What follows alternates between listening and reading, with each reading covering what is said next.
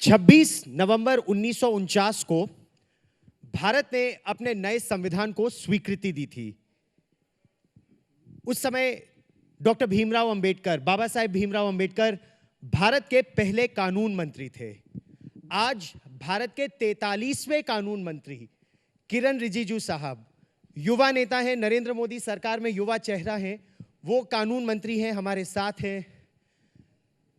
26 नवंबर 2021 को प्रधानमंत्री नरेंद्र मोदी ने संविधान दिवस पर एक बड़ी गंभीर बात कही।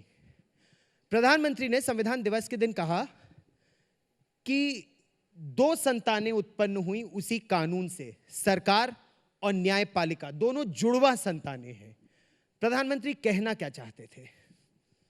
बहुत ही साफ है और प्रधानमंत्री जी ने इसको इनफैक्ट बहुत एलाबोरेट तरीके से बात को कही थी कि हम एक स्टेट है और स्टेट के 3 ऑर्गन्स हैं, जुडिशरी, लेजिस्लेचर और एग्जीक्यूटिव।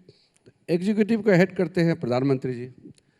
तो जब executive head of the country, government का जो हेड कॉन्स्टिट्यूशन डे में अपने जो काउंटर पार्ट जुडिशरी को जब कुछ बोलते हैं तो उसको ऐसा नहीं मानना चाहिए कि कोई दूसरे ग्रुप के दूसरे साइड से और अलग, ऐसा नहीं लगना चाहिए कि आपस में बात करने लगना चाहिए। इसलिए उन्होंने जुड़वा जो शब्द यूज़ किया। आफ्टर ऑल हम लोग सब एक ही स्टेट के 3 ऑर्गन्स हैं, तो मिलजुल के काम करना चाहिए और देश हित में।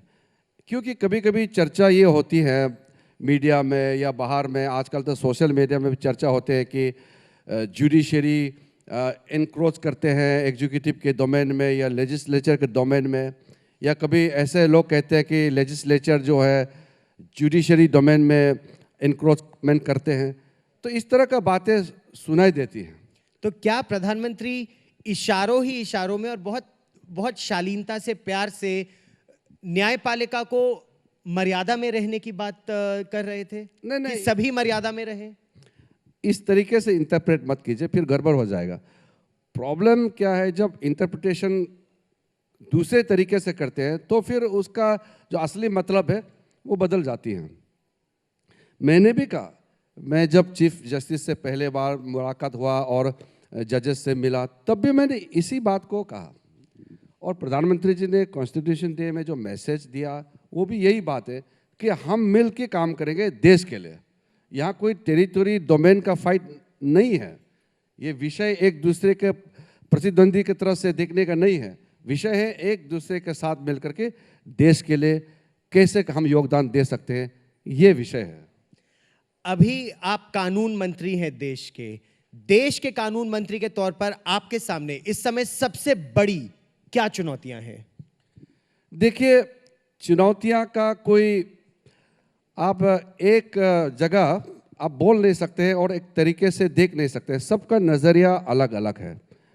मेरे दृष्टि से इस वक्त जो लगभग 4 करोड़ 30 लाख के आसपास हो गई हैं जो पेंडिंग केसेस हैं देश में, वो मेरे लिए एक बहुत चुनौती है। और मैंने पहले दिन इस बात को बहुत ही स्पेसिफिक, बहुत ही स्पष्ट रूप से मैंने कहा, justice to the people and justice delivery mechanism, ये दोनों को सोचिए। हमारा मकसद है जस्टिस देना। जस्टिस कैसे देंगे? जो जस्टिस डिलीवरी मैकेनिज्म है उसको चुरुस्त दुरुस्त कैसे करना, और आम आदमी और न्याय के बीच में फासला बिल्कुल कम होना चाहिए।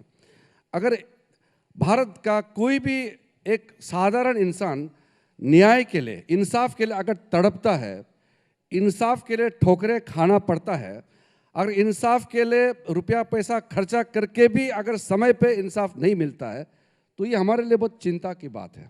इसलिए मैंने इस बात को कहा कि ये जुडिशरी अपने तरीके से काम करेंगे, लेकिन जुडिशरी को मजबूत करना, उनके कामकाज को और भी तेज गति से कैसे आगे बढ़ाना है, ये हमारा भी जिम्मेदारी है सरकार के, ये हम करेंगे।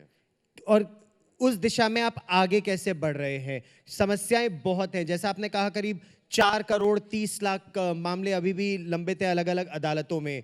अदालतों की स्थिति, बिजली हो, पानी हो, व्यवस्था हो, कंप्यूटराइजेशन हो, इंटरनेट अवेलेबिलिटी हो, इन सब समस्याओं से आप कैसे निपट रहे हैं? देखिए, जब पेंडिंग ऑफ केसेस बोलते हैं तो सबसे ज़्यादा जो सबऑर्डिनेट जुडिशरी है, लोअर जुडिशरी है, वहाँ 90% से ज़्यादा पेंडिंग नीचे है।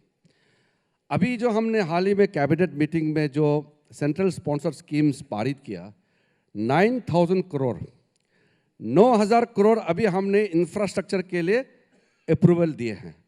हम इसको सुनिश्चित करेंगे कि इसका utilisation quality, quantity on time कैसे हो, क्योंकि हर डिस्ट्रिक्ट में, इवन डिस्ट्रिक्ट कोर्ट से भी नीचे जो नीचे का लेवल का, जो लोअर लेवल का कोर्ट है, वहाँ स्थिति ठीक नहीं है। मैंने खुद देख चुका है।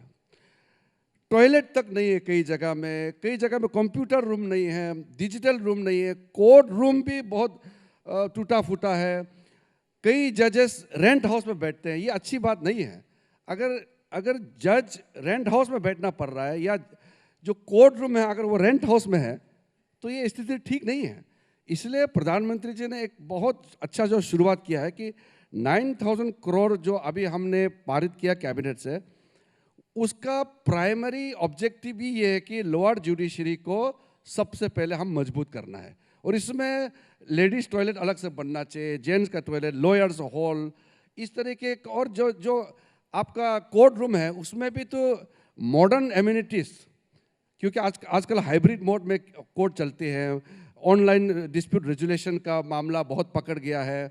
साथ साथ में आप जब हम लोग कहते हैं कि इसको ऑनलाइन हियरिंग करेंगे, वर्चुअल हियरिंग करेंगे, तो उसके लिए पर्याप्त आपका सामग्री होना चाहिए। तो उसके लिए, और साथ साथ इतना बड़ा देश में नेटवर्क कैसे हो, टेलीकम्युनिकेशन का व्यवस्था क्या है, ये सारा एक सामान हम लोग कंपोजिट वे में सोच रहे हैं। और मुझे लगता है कि अभी हमने काफ़ी चीज़ शुरू कर दिया है, और आने वाला 2 साल 2.5 साल के अंदर में आपको फर्क नजर आएगा। यानी 2024 के चुनावों से पहले आपको लग रहा है कि इसमें काफी फर्क पड़ेगा? नहीं, इसको चुनाव के दृष्टि से मत देखिए ना। मैं अपना इस देश का न्याय मंत्री होने के नाते, एक कानून मंत्री होने के नाते, जो प्राइमरी मेरा रिस्पॉन्सिबिलिटी है, मैं उसी को बोल रहा हूँ। ठीक, हम लोग ग्रीवेंस रिड्रेसल पर आप बात कर रहे थे, और उस पर भी हम चर्चा करेंगे। उससे पहले मैं एक मुद्दे पर आना चाहता हूँ। एक और बात जो प्रधानमंत्री ने कही, उन्होंने संगच्छध्वम संवदध्वम संवो मनासी जानताम, साथ मिलकर चले। क्या ये एक संकेत और संदेश है हमारे देश की हायर जुडिशरी को या जुडिशरी को? क्योंकि चीफ जस्टिस ने भी कुछ इसी तरह की बात भी की, जस्टिस रमन्ना ने। क्या देश को आगे बढ़ाने में जुडिशरी की किस तरह से भूमिका प्रधानमंत्री देख रहे हैं, आप देख रहे हैं कानून मंत्री के तौर पर? देखिए, हम एक डेमोक्रेटिक कंट्री है, तो जुडिशरी, किसी भी डेमोक्रेसी में जुडिशरी तो उसका अहम हिस्सा होता है। और without robust judicial system democracy नहीं चल सकते हैं। तो जुडिशरी जो देश का ग्रोथ में उनका रोल जो है, वो तो इंटीग्रेटेड पार्ट है। इसलिए कई जगह हमने कहा कि हम कुछ चीज़, हम बहुत ही साफ तरीके से हम जुडिशरी को भी अपील करते हैं। और मैंने कहा है, नॉट ओनली कॉन्स्टिट्यूशन डे, जो नालसा का इवेंट में होते हैं या कई इवेंट होते हैं, मैंने बहुत ही सटीक तरीके से इस बात को हमने अपील किया है कि जुडिशरी का काम पे हम हस्तक्षेप नहीं करते हैं, हम उसको क्रिटिसाइज भी नहीं करते हैं, लेकिन हम ये चाहते हैं कि जुडिशरी की वजह से डेवलपमेंट प्रोजेक्ट्स को रुकावट ना हो, या जब जजेस जजमेंट देते हैं तो उसमें सही गलत का निर्णय करना जुडिशरी का काम है। लेकिन हम ये मानते हैं कि जुडिशियल इंटरवेंशन की वजह से the growth of the nation में नुकसान ना हो, और जुडिशरी का उसमें प्रोएक्टिव रोल होना चाहिए, और जुडिशरी का रोल से सही तरीके से और तेजी से आगे काम चले, तो ये तो देश का हित में है। तो ये एक सामान्य बात को मैंने कहा है, और यही होना चाहिए। लेकिन ये बहुत बड़ी बात है, ये सामान्य बात है या बहुत बड़ी बात है कि जुडिशरी की वजह से या कुछ जजमेंट्स की वजह से प्रगति का काम, विकास का काम न रुके। प्रधानमंत्री ने भी इस ओर संकेत किया था। उन्होंने ये कहा था कि उपनिवेशवाद, कॉलोनियलिज्म चला गया है, लेकिन वो कॉलोनियल थॉट अभी भी है। उससे हमारे देश की प्रगति का काम कैसे रुक रहा है, जो सरकार के लिए चिंता की बात है? नहीं, हम ये नहीं मानते कि जुडिशरी की वजह से देश को नुकसान हो रहा है। ये तो बिल्कुल कहना भी नहीं चाहिए और ये सही बात नहीं है। हम ये अपील कर रहे हैं कि देश का जो ग्रोथ में और तेजी लाने के लिए जुडिशरी का प्रोएक्टिव रोल क्या हो सकते हैं, यही काम। जैसे कि जस्टिस नहीं देंगे, यानी कि अगर एक केस 10-10 साल चल रहे हैं तो ये तो स्वाभाविक बात है कि ये ठीक बात नहीं है। अगर कोई कंपनी का कोई डिस्प्यूट या कोई पार्टी का कोई बिजनेस का कोई इशू है, ट्रेड एंड कॉमर्स का इशू है, अगर वो लंबित है लंबी तो ये तो किसी के लिए ठीक नहीं है। इसलिए तो हमने ये कहा कि जुडिशरी का रोल को हम क्रिटिसाइज या इवेलुएट करके नहीं बोल रहे हैं। हम ये कहते हैं कि जुडिशरी की वजह से देश का economic growth and for the healthy democratic system judiciary का बहुत बड़ा रोल है, ये हम कह रहे हैं। लेकिन क्या किसी कानून के अदालतों में कुछ एक्टिविस्ट अगर या कुछ लोग पहुंचे जिसको कॉलोनियल माइंडसेट अगर कहे, या पर्यावरण की भी अगर बात करें तो पर्यावरण हमारे देश में बहुत आवश्यक है, हम सब जानते हैं, लेकिन पर्यावरण को एक तरह से यूज करके डेवलपमेंट को रोका जा रहा है। क्या सरकार ऐसा मानती है और क्या इसकी वजह से सरकार चिंतित है?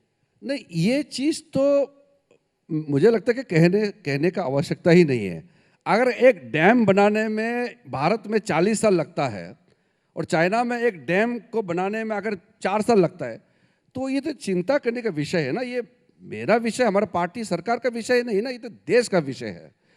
तो अगर इन्वायरमेंट के नाम में अगर हम डेवलपमेंट के जो प्रोसेस है उसमें हम ऑब्स्टेकल डाल रहे हैं, तो ये तो सबको चिंता करना चाहिए। तो देश का इन्वायरमेंटल स्थिति, क्लाइमेट चेंज से लेकर के हर एक व्यवस्था को सरकार तो चिंता करना ही है। अब प्राइम मिनिस्टर ने इतना बड़ा कमिटमेंट COP26 में जो कमिटमेंट देके आया, अब दुनिया पूरा तारीफ कर रहे हैं। नरेंद्र मोदी जी ने जो किया है वो दुनिया के लिए है, ये सब मानते हैं। लेकिन देश में सरकार ने अपना एक तय किया हुआ है कि हम इन्वायरमेंटल जो इश्यूज है उसको हम कॉम्प्रोमाइज़ नहीं कर सकते हैं। इन्वायरमेंट हमारे लिए बहुत बड़ा इशू है। उसी प्रकार से ह्यूमन राइट्स होते हैं, हमारा जो बाकी चीज़ें होता है, जो बेसिक प्रोटेक्शन दिया हुआ है संविधान में, उसका संरक्षण करना ये हमारी जिम्मेदारी है। लेकिन आप फंडामेंटल ड्यूटी को बात नहीं करेंगे, आप सिर्फ फंडामेंटल राइट को ही मंत्र की तरह आप उसको कहते रहेंगे हर समय, तो नहीं चलता है ना। Because fundamental duty is not absolute, वो तो सब जानते हैं ना। मेरा फंडामेंटल ड्यूटी तब तक सही है जब तक मैं आपका फंडामेंटल राइट को नहीं छू रहा हूँ। एंड मेरे लिए तो fundamental duty is more important than fundamental rights, because I believe fundamental right is for self, for individuals, fundamental duty is for the nation. ये याद रखना चाहिए। तो इस यात्रा में सरकार की न्यायपालिका से क्या अपेक्षा है? मतलब अगर कोई चीज नेशनल इंटरेस्ट में है, और मैं स्पेसिफिक केसेस में नहीं जाऊंगा, आप देश के कानून मंत्री हैं, लेकिन अगर बॉर्डर रोड्स हैं, ये बहुत संवेदनशील मुद्दा है कि आपको सड़कें बनानी है, क्योंकि आपकी बॉर्डर्स पे क्या है आपसे ज्यादा कौन जानता है। आप अरुणाचल प्रदेश से आते हैं, आप कानून मंत्री हैं देश के, और आप गृह राज्य मंत्री रह चुके हैं। तो ऐसी परिस्थिति में अगर सीमा सुरक्षा संगठन का काम चलना है तो उसमें क्या होना चाहिए? कई जगह में सुप्रीम कोर्ट ने लगातार, एक दो समय नहीं, कई ऐसे उदाहरण हैं जो सुप्रीम कोर्ट ने क्लियरली कहा कि जब कोर्ट किसी प्रोजेक्ट को लेकर के जब हियरिंग करते हैं और उसको जजमेंट देते हैं, तो ये इंश्योर करना चाहिए कि काम ना रुके। और जो क्रिटिकल इंफ्रास्ट्रक्चर है, खास करके जो आपने जैसे कहा कि बॉर्डर इंफ्रास्ट्रक्चर है, वहाँ इन्वायरमेंट का इशू हो सकते हैं, वहाँ लैंड का और कम्युनिटी इशू होते हैं। तो उसमें हम लोग ये अपील करते हैं कि नेशनल इम्पोर्टेंस कोई भी प्रोजेक्ट है उसको और अच्छी तरह से हम लोग कोर्ट को कन्विंस करना चाहिए, ताकि ऐसे प्रोजेक्ट के विवाद के कारण से प्रोजेक्ट रुक जाए, ऐसा नहीं होना चाहिए। इसलिए हम लोग तो अपना अटॉर्नी जनरल, सॉलिसिटर जनरल और जो हमारे जितने भी सीनियर लॉयर्स होते हैं, एडिशनल सॉलिसिटर जनरल होते हैं, स्टैंडिंग काउंसिल्स होते हैं, उनके माध्यम से हम अपना बात तो रखते ही हैं। बट कुछ ऐसा सामूहिक मौका होता है जहां हम डायरेक्टली मिनिस्टर के रूप में भी हम कहते हैं। लेकिन अगर कोर्ट में जाते हैं तो वो जो मुझे कहना है, मैं अपना लॉयर का थ्रू सरकार का बातों को कोर्ट में रखता हूं। सरकार का इस पर क्या मत है? अगर राष्ट्रीय सुरक्षा का मुद्दा हो इस तरह से, मतलब बॉर्डर इंफ्रास्ट्रक्चर डेवलपमेंट, क्या उसमें, क्योंकि कई बार यह भी कहा जा रहा है और अब तो इंक्रीजिंगली यह कहा जा रहा है कि विदेशी ताकतें भारत के प्रजातंत्र को भारत के ही विरुद्ध इसका इस्तेमाल कर रही हैं, क्या यह सरकार का भी मत है कि कुछ विदेशी ताकतें हो, कुछ विदेशी एनजीओ हो, वो हमारे डेवलपमेंट स्टोरी को स्टॉल करने के लिए या बॉर्डर सिक्योरिटी को स्टॉल करने के ये लिए? विषय तो सरकार का मत का विषय ही नहीं है। ये तो सबको मालूम है कि हमारा देश को कमज़ोर करने के लिए कई ताकत बाहर से भी लगते हैं और हमारा देश में भी कुछ लोग काम करते हैं। तो ये तो सरकार का व्यू नहीं ना, ये तो है। जब कांग्रेस सरकार में थे तो भी लेफ्ट एक्सट्रीमिज्म के साथ में जितना भी जो कार्रवाई होते थे, हम जानते हैं। जब चिदम्बरम होम मिनिस्टर थे या शिवराज पाटिल जब होम मिनिस्टर थे, उन्होंने जो स्टेटमेंट जो लेफ्ट मूवमेंट के खिलाफ में, माओवादियों के खिलाफ में, या जो बाकी टेररिस्ट ऑर्गेनाइजेशंस, अंडरग्राउंड एलिमेंट्स के खिलाफ जो उसमें कहा है, वो तो सबको मालूम है। इसलिए ये हमारे सरकार का विषय नहीं है। देश में कुछ ताकतें जो देश विरुद्ध काम करते हैं, तो इसको तो पूरा समाज उसके खिलाफ तो उठ खड़ा करना चाहिए। तो आप ये कह रहे हैं कि सरकार से ज्यादा ये समाज का प्रश्न है कि समाज को इसमें हस्तक्षेप करने की आवश्यकता है। अब थोड़ा सा रुख बदलते हैं।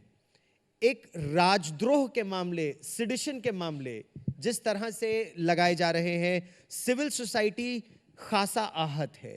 सिविल सोसाइटी ये कहती है कि आप मतलब कानून मंत्री नहीं, जो सिस्टम है वो डिसेंट को बंद करने के लिए राजद्रोह के मामले लगा देता है। इस देश में जो आप फ्रीडम ऑफ एक्सप्रेशन के नाम से जो नारा लगा रहे हैं, या जो ये आरोप लगाते हैं कि डिसेंट जो भी लोग करते हैं उसको हम दबा रहे हैं, या अपोजिट वॉइस को नहीं सुन रहे, वो वही लोग बोल रहे हैं जो सबसे ज़्यादा बोल रहे हैं।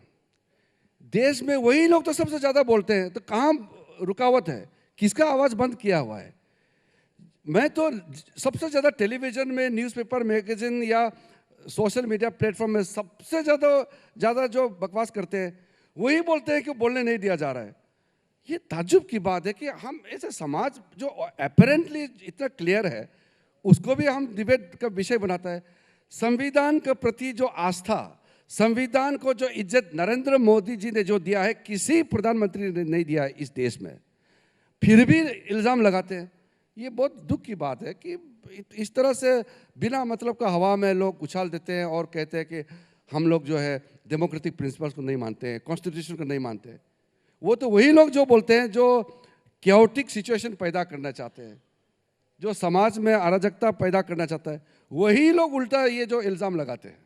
लेकिन क्या जो राजद्रोह के मामले हैं या जो सिडिशन का लॉ है उसे रीलुक किया जा रहा है? देखिए, किसी भी देश में एक कानून, अपना संविधान, उस हिसाब से सब कुछ होता है और चलता है। वो परिस्थिति के हिसाब से अपना अपना कानून बनाते हैं। अब आप किसी देश में सेडिशन लॉ का कोई प्रोविज़न नहीं है, आप उसको लेकर के इंडिया में ठोपेगा कि इंडिया में भी नहीं होना चाहिए। हर देश का अपना पैमाना होते हैं, हर देश का अपना इतिहास, अपना लेगेसी होते हैं, अपना परिस्थिति होते हैं। तो भारत देश इतना बड़ा और इतना प्राचीन देश है, इस देश के साथ किसी और देश का साथ तुलना नहीं करना चाहिए। और चाहे ये पर्यावरण का मुद्दा हो या कोई और मुद्दा हो या विदेशी कानून हो, आप कानूनों को के मैं चलिए उस मुद्दे पर एक बार आता हूं, लेकिन उससे पहले ये सिडिशन पर एक प्रश्न और अगर आपकी अनुमति हो। जब आप राज्य मंत्री थे, गृह राज्य मंत्री, 2016 में आपने ये कहा था कि राजद्रोह के कानून पर पुनर्विचार चल रहा है। अब आज की दृष्टि में आपका क्या मानना है? इस पर पुनर्विचार होना चाहिए, इस तरह का कानून होना चाहिए या नहीं होना चाहिए? मुझे याद है वो राज्यसभा में क्वेश्चन आए थे और उस समय हमने कमिटमेंट दिया था पार्लियामेंट को कि जो सेडिशन का जो प्रोविजन है वो और भी स्पेसिफिक और वेल डिफाइंड होना चाहिए, ऐसा उस समय मानना था। और उस समय हमने इस बात को कही थी और वो सरकार का मानना था, तो मैंने कहा। लेकिन इस पे आज मैं, क्योंकि मैं होम मिनिस्टर नहीं हूँ, तो इस विषय को मैं यहाँ आपका, चाहे वो मीडिया ही क्यों ना हो, फिर भी मैं नहीं कह सकता हूँ अभी। कानून मंत्री के तौर पर इस पर आप विदेशी कानूनों को भारत पर न थोपा जाए, या भारत में परंपरागत न्याय जिस तरह से होता था वो लाने की क्या आवश्यकता है? क्या उस दिशा में आप आगे बढ़ रहे हैं? मैं तो ये मानता हूँ कि भारत का अपना एक पैमाना होना चाहिए, और क्योंकि ये एक मामूली देश थोड़ी है, इंडिया कोई छोटा मोटा देश तो है नहीं, इतना बड़ा विशाल देश है। अब चाइना अपना स्टैंडर्ड सेट करता है, अपना पॉलिसी एंड अपना थ्योरी वो उस हिसाब से चलते हैं, तो क्या हम उससे कम है क्या?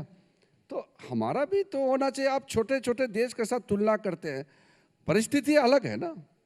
यूरोप में, खास करके जो वेस्टर्न यूरोप का स्टैंडर्ड को लेकर के आप उस यार्ड स्टिक को इंडिया में डालना चाहते हैं, हो नहीं सकता है, संभव नहीं है, क्योंकि हमारा परिस्थिति और उनका परिस्थिति अलग है। हमारा लोगों का स्वभाव, उनके लोगों का स्वभाव अलग है। हमारा जो रिक्वायरमेंट है और उनका रिक्वायरमेंट है, उसमें भी अंतर है। तो आप कैसे एक तराजू में तौल सकते हैं?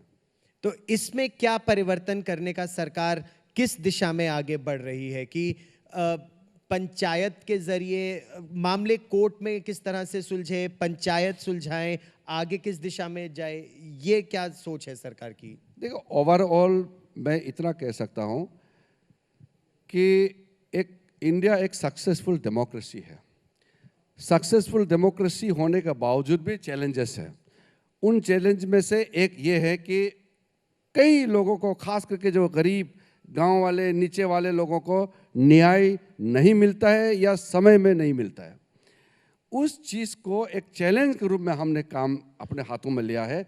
राज्य सरकारों से बातचीत करके, जुडिशरी के साथ तालमेल करके, हर एक डेमोक्रेटिक प्रिंसिपल्स में रोल ऑफ जुडिशरी एंड जजेस का कैसे होना चाहिए, वही हमारा चिंता है। इसलिए मैं बोलता हूँ कि किसी से हमारा कंपेयर करने का जरूरत नहीं, हम अपना स्टैंडर्ड अपना ही सेट करेंगे। और शिक्षा न्याय के बारे में ज़्यादा बढ़े, आम जनता को भी, और न्याय की शिक्षा, कानून की जानकारी, इस दिशा में भी आप आगे बढ़ रहे हैं? मैं तो, ये आपने सवाल अच्छा पूछा। अभी कॉन्स्टिट्यूशन डे से 2 दिन पहले हमने ऑनलाइन कोर्स ऑन कॉन्स्टिट्यूशन करवाया।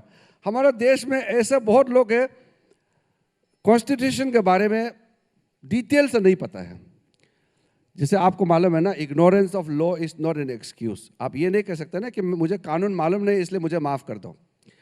संविधान के जितने भी जो व्यवस्था बनाए हुए हैं, बेसिक अंडरस्टैंडिंग तो होना चाहिए ना हर एक नागरिक को। कोई ऐसा सिस्टम नहीं था, तो हमने एक नालसर के साथ मिलकर के ऑनलाइन कोर्स शुरू किया है, और मैं अपडेट ले रहा हूँ डेली, और मुझे बहुत इनकरेजिंग रिपोर्ट्स मिल रहे हैं। कई हज़ारों लोग अभी इस ऑनलाइन कोर्स का लाभ उठा रहे हैं। आप भी, आज तक वाले आप लोग भी, अगर कॉन्स्टिट्यूशन में कोर्स लेना है शॉर्टकट 5 दिन 10 दिन, आप भी, हमारे लॉ एंड जस्टिस डिपार्टमेंट ने जो शुरुआत किया, आप भी ऑनलाइन कोर्स ले सकते हैं। नहीं, बिल्कुल बिल्कुल लेंगे। कुछ मेरे सहयोगी हैं, वो भी आपसे प्रश्न पूछना चाहते हैं। उनसे भी हम वो संजय के पास भी आएंगे, अनीशा के पास भी आएंगे, लेकिन उससे पहले एक प्रश्न अगर मैं आपसे ये पूछना चाहूँ कि आप, जब आप स्पोर्ट्स मिनिस्टर थे, तो स्पोर्ट्स मिनिस्टर के तौर पर बड़े ज़बरदस्त तरीके से स्पोर्ट्स मैन और वुमेन आपके पास आया करते थे, और आप उनकी हर समस्या का समाधान तलाशने का प्रयास करते थे ऑन द स्पॉट। क्या इस समय जुडिशरी में भी उस तरह का तालमेल आप बना पा रहे हैं? बिल्कुल। देखिए, मिनिस्टर होने का मतलब ये थोड़ी है कि आप सिर्फ ऑफिस में बैठे रहेंगे। लोगों के बीच जाना, लोगों के समस्याओं का हल ढूंढ के निकालना, ये तो हमारी प्राथमिकता है। अभी आप पूछिए, मैं यहाँ डिटेल से अपने आप को क्लेम करके मैं यहाँ बताना नहीं चाहता हूँ, मगर कोई भी जज, कोई भी लॉयर, कोई भी जो बार एसोसिएशन के लोग हैं, या आम आदमी भी मुझसे मिलता है या मिलना चाहते हैं, तो मैं बहुत खुला दिल से मिलता हूँ। मैं कोई एक कोई बैगेज लेके नहीं आया हूँ। मैं किसी के प्रति कोई एक मेरा एक प्री नोशन कुछ कंसेप्ट मेरा माइंड में नहीं है। मैं बहुत ही ओपन माइंड से, खुले दिल से, खुले दिमाग खुले दिल, इस हिसाब से मैं मिलता हूँ, ताकि लोगों का बात जब सुने तो मैं बहुत ही उसका अनफिल्टर्ड तरीके से मैं सुन सके और उसका समाधान भी बहुत सरल तरीके से मैं ढूंढ सके। यही मेरा प्राथमिकता है। जो मैं बाकी मंत्रालय में जितने मिनिस्ट्री मैंने संभाला है वहाँ भी मैं ऐसे ही काम करते थे, चाहे वो स्पोर्ट्स हो, आयुष हो, होम मिनिस्ट्री में, माइनॉरिटी मिनिस्ट्री जहाँ भी रहा है। लेकिन यहाँ में भी ये मेरा तरीका है। प्राइम मिनिस्टर साहब का एक्सपेक्टेशन क्या होता है किसी मंत्री से, उसको समझना होगा। फिर मेरा काम करने का तरीका, हर एक आदमी का काम करने का तरीका थोड़ा अलग अलग हो सकते हैं। तो हम जैसे मेरा स्वभाव है, मेरा नेचर है, कैरेक्टर है, उसी तरीके से मैं काम करता हूँ। मतलब जब आप minister of state for home थे तो आपकी हर दिवाली, जहां तक मुझे याद है, सिपाहियों के साथ सीमाओं पर बीतती थी। तो क्या वैसा ही तालमेल आपका जजेस के साथ बन पा रहा है कि जजेस के साथ आप ज्यादा समय बिता पा रहे हैं, या ये एडवाइजेबल नहीं रहता? पहली बात। और एक इसी के साथ साथ वो एक जो मुद्दा 12 जजेस की नियुक्ति का अटक सा गया है, क्या उसमें भी समस्या का समाधान हो रहा है? नहीं, देखिए, मैंने जैसे कहा, अभी मैं आपके इस एजेंडा से सीधा उत्तराखंड जा रहा हूँ और हमारा सीनियर जजेस साथ में जा रहे हैं सुप्रीम कोर्ट के, और कल वहाँ के जो चीफ जस्टिस वगैरह भी रहेंगे। तो मैंने यही मैंने इस प्रिंसिपल को अपनाया कि जस्टिस आप कोर्ट रूम से भी दे सकते हैं और जस्टिस आप ज़मीन पे जा कर के भी दे सकते हैं। अभी हमने क्या किया, जो जैसे कि लीगल एड्स आउटरीच प्रोग्राम जो हम चला रहे हैं, कल आप देखिए मैं पिथौरागढ़ जा रहा हूँ, कितने हज़ारों को हम न्याय देने वाले हैं। ऑन द स्पॉट वहाँ लोक अदालत होंगे, हमारे पैरालीगल वॉलंटियर्स वहाँ खड़े हैं, पैनल लॉयर्स खड़े हैं, साथ साथ गवर्नमेंट का तमाम स्कीम खड़े हैं। उसको प्राप्त करने के लिए हमारे हजारों जो पैरालीगल वॉलंटियर्स हैं वो लगे हुए हैं। इसलिए इस मामले में जजेस के साथ और हम एक टीम है, इसमें कोई डोमेन अलग अलग ऑर्गन का बात ही नहीं है।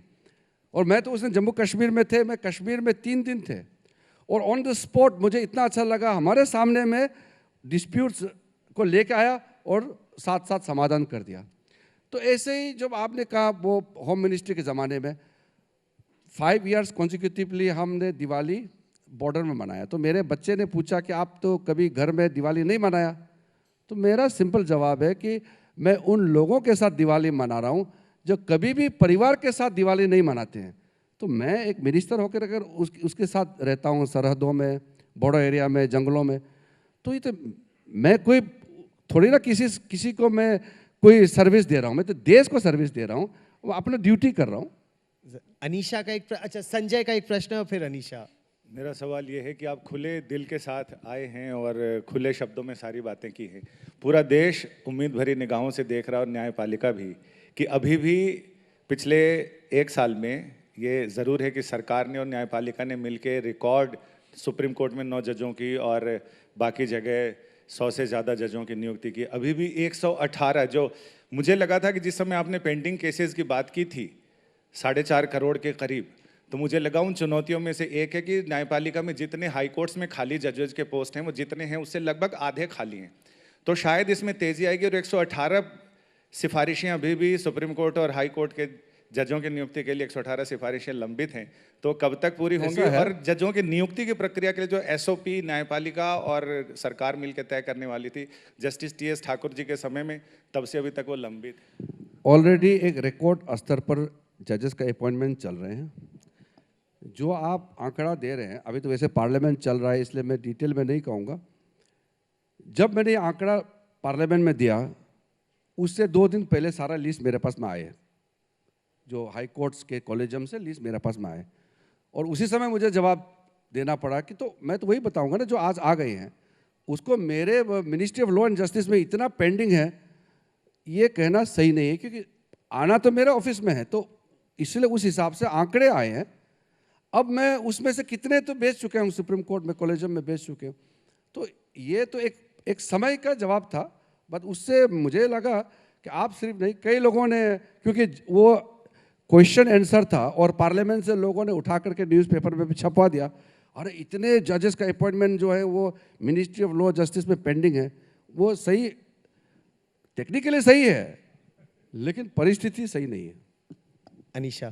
सर मैं थोड़ा सवाल थोड़ी डिफरेंट ट्रैक पे लेके जाना चाहूँगी। जुडिशरी की रिफॉर्म एक तरफ है, जुडिशियल प्रोसेस और लीगल फ्रेटर्निटी का रिफॉर्म दूसरी तरफ है। इसको लेकर आप लोगों ने एक लीगल एजुकेशन के लिए कमेटी भी बिठाई थी कि किस तरह से स्टूडेंट्स को हम पढ़ा रहे हैं, किस तरह से लॉयर्स और जजेस की ट्रेनिंग हो रही है, उसमें थोड़े चेंजेस लाने की ज़रूरत है। उसका क्या हो रहा है सर? क्योंकि वो कमेटी की रिपोर्ट आनी थी, उसमें काफ़ी कुछ काम होने थे, क्या काम हो रहे हैं और कब तक हम कुछ रिफॉर्म्स देख सकते हैं? क्योंकि काफ़ी सारे इश्यूज़ हैं, नए फील्ड्स खुल रही हैं लॉ की, नए इश्यूज़ उठ रहे हैं, उसका क्या किया जा रहा है सर? आपने अच्छी बात उठाई। कई लॉ स्टूडेंट्स से भी मेरा मुलाकात हुआ और कई vice chancellors law colleges university से मेरा मुलाकात हुआ। मैंने सबको यही कहा, हम ऐसा तरीका और ऐसा माहौल बनाना चाहते हैं देश में जिसमें जो हमारा यंग लॉयर्स उसको किस तरीके से सही जगह में उनको हम एंगेज कर सकते हैं। अच्छा लॉ स्टूडेंट ही अच्छा लॉयर बनेगा, अच्छा लॉ स्टूडेंट ही अच्छा जजेस बनेंगे। अगर आप अच्छा लॉ स्टूडेंट नहीं है तो जज कहाँ से आएंगे? वही लॉ स्टूडेंट ही तो जाके जज बनेंगे। तो इसलिए जो जो हमारे इंस्टीट्यूशंस हैं, हमारे अपने भी इंस्टीट्यूशंस है और ख़ास करके जो लॉ कॉलेजेस एंड यूनिवर्सिटीज़ है उनके साथ तालमेल रखना, और साथ में जो अल्टरनेटिव डिस्प्यूट मैकेनिज्म हम लोग जो अभी उसको एक्सप्लोर कर रहे हैं, चाहे वो आर्बिट्रेशन कॉन्सिलेशन हो या जो मीडिएशन बिल पे जो अभी हम कार्रवाई कर रहे हैं, जो अल्टरनेटिव डिस्प्यूट रेजोल्यूशन मैकेनिज्म को अगर हम बल देंगे तो हमारा जो लॉ स्टूडेंट्स को एक नई तरीके और नई उसका रास्ता खुल रहे हैं। तो जो कन्वेंशनल आपका लीगल प्रैक्टिस है और जो नया जो अपॉर्चुनिटीज आ रहे हैं, तो ये तो हमारा एक रोबस्ट सिस्टम क्रिएट करने में बहुत अच्छा माहौल बना रहा है। तो ये चाहे वो आप जुडिशियल प्रोसेस एक विषय है, लेकिन जो जुडिशियल रिफॉर्म्स है उसका भी मैं बिल्कुल स्टेक होल्डर से चर्चा कर रहा हूँ, और जहाँ जो भी चीज़ आवश्यकता होगा, we are a very proactive government. तो हम तो किसी भी चीज़ से हम पीछे नहीं हटेंगे, प्रोएक्टिवली हम काम करेंगे। किरण रिजिजू जी, आप हिंदी जगत के इस महामंच पर हमारे साथ जुड़े, सभी प्रश्नों का उत्तर दिया, बहुत बहुत धन्यवाद। और उम्मीद यही कि जनता को न्याय जल्द से जल्द मिल पाए, इस यज्ञ में आप सफल हो। धन्यवाद। Thank you. हम तो यही मानते हैं कि सबका साथ, सबका विकास और सबको न्याय मिले।